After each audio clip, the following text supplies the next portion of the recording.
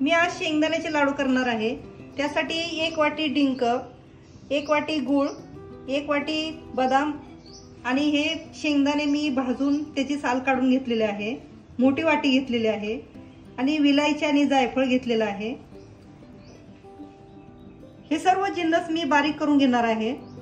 डिंक, जायफळ आणि विलायची मी ही वेगळी बारीक केलेली आहे आणि याच्यामध्ये मी शेंगदाणे, गूळ आणि बदाम हे वेगळं बारीक केलंय। हे दोन्ही आता आपण मिक्स करून घेणार आहोत।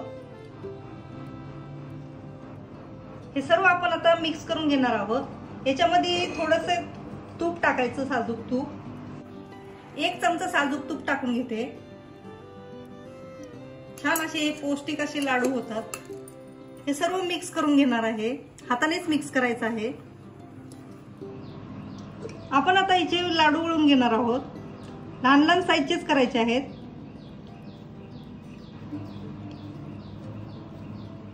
अशा पद्धतीने हे लाडू वळून घेणार आहे मी। हे आपले शेंगदाण्याचे लाडू तयार झालेले आहेत। पौष्टिक असे हे लाडू मी केलेले आहेत। हे तुम्ही नक्की ट्राय करून पहा शिवरात्रीला। आणि माझ्या चॅनलला लाईक, शेअर आणि सबस्क्राईब करायला विसरू नका। धन्यवाद।